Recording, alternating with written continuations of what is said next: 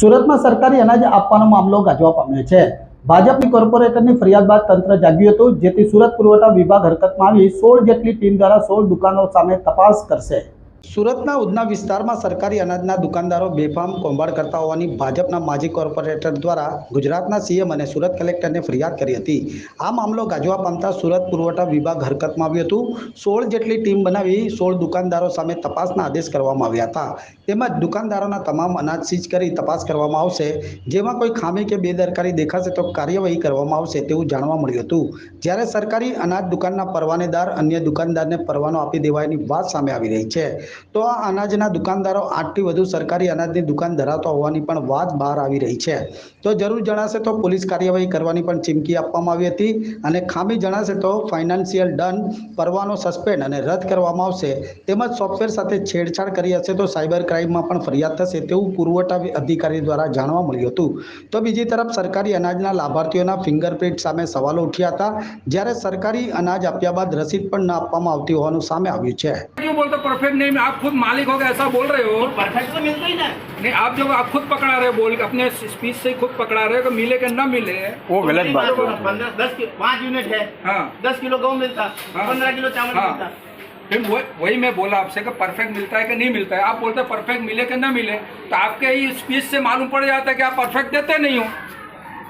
लेकिन महोदय जी आपके सामने ग्राहक नहीं मैं सुनिए, जो देखो साच को कहीं तो एक आदमी के पास 5 किलो मिला था। अच्छा, हर एक चीज तो हमारे स्टाफ के नाम तो नहीं देते हैं, तब क्या करी भैया हमारा तो आप बोलती नहीं हो कि 35 किलो की जगह पे आप मुझे 15 किलो देते हो? मैं बोलती हूँ मतलब आधा आधा खा जाते हैं, हर गाड़ी का ही है, हर बार आधा खाते हैं। हर बार इतना ही देते। यही तो है अभी बीपीएल कार्ड है। ये देखो पूरे उधना आपका BPL कार्ड है? 70 दुकानों का लिस्ट है मेरे पास, लेके निकला हूँ। दुकान पर सेल कर देते हैं। हाँ, और मुझे है ना कलेक्टर से लेके यहाँ के मुख्यमंत्री से लेके सबको इनके नाम की फरियाद करनी है। खाली आपको जब फोन करे ना इतना ही बोलना फोन है कि करूंगा मैं आधा आपको। कम देते हैं। तो आपको ये बोलना है जो आपको मिलता है ना वो हकीकत बताना है। हकीकत आपको बता दे। कितना किलो दिया आपको राशन बहन? 13 किलो 13 किलो। कितना यूनिट है आपका? शैलेश जी चेक कीजिए। 25 किलो मिलना चाहिए ना बहन आपको। बोला मैंने आपको मोबाइल में SMS आया हुआ है? हाँ आता है मैसेज, पर नहीं देते। कोई बात नहीं। हाँ यहाँ रहते हो? पहले तो वहाँ रहते थे ना 2014 से छोड़ कर मोहन वाला में रहता था। हाँ हाँ बोलो ना भैया। मैं बोला नहीं कि मैं वहीं पे रहता हूँ। तो अभी तक जानता था वहाँ मेरा दिक्कत क्या है? कभी कोई कितना राशन मिला? पूछता हूँ। अरे इधर देखो पहले। अरे उसको जितना मिलना था मिल गया। ए नातू भाई કેટલા છે? 15 કિલો। હું છે ભાઈ? 5 કિલો હું છે? ચોખા। और गेहूँ કેટલા છે? 10 किलो गेहूँ। तो टोटल आपको कितना मिला है राशन? 5 आदमी पे 15 किलो। आपको मालूम है नियम क्या है?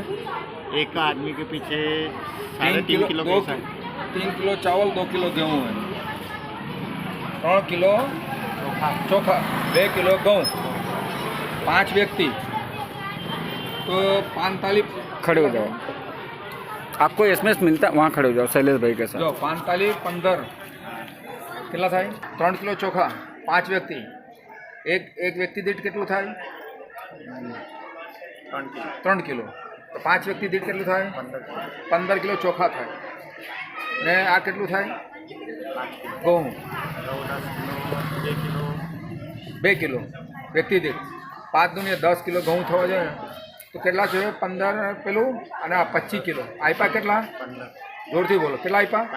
15 કિલો। તમે માંગણી નહીં કરી કે મારા કેમાં ખાઈ ગયા? હવે એક જણ થોડી બોલે, બધા બોલે તો થાય ને બધા બોલે, તમે કોઈ દિવસ બોલેલા છો?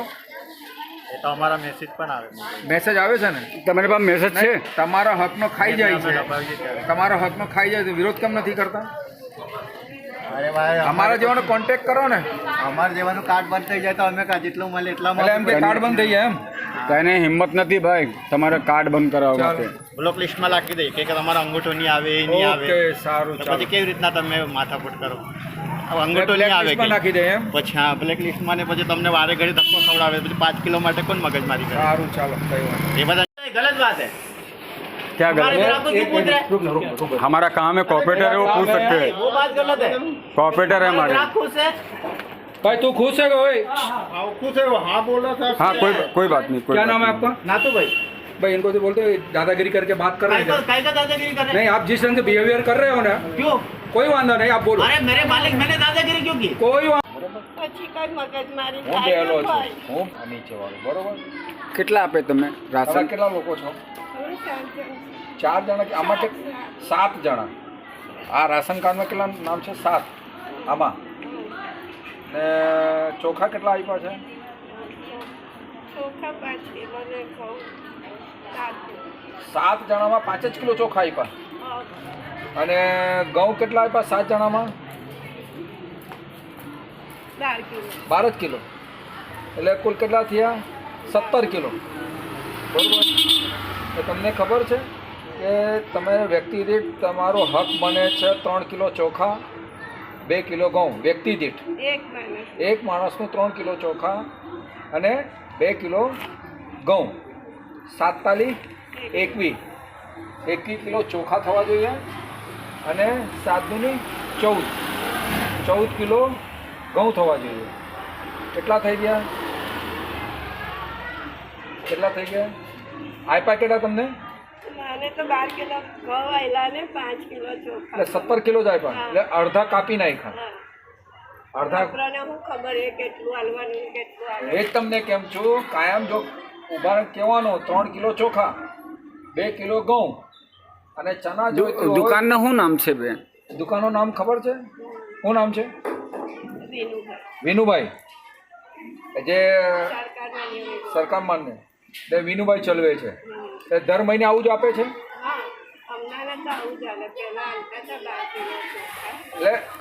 એટલે કાયમ અડધું જ આપે છે આટલું ચાલે. અડધું જ આપે આટલું ચાલે. કાયમ જ ચોરી કરે છે સારું જરૂર પડશે ને તમારો મોબાઈલ નંબર છે મારો મેં નથી લાવ્યો. કોનો છે મોબાઈલ નંબર આ મોટા છોકરાનો. તમારી પાસે છે નંબર ના ખબર. અરે નંબર આપો.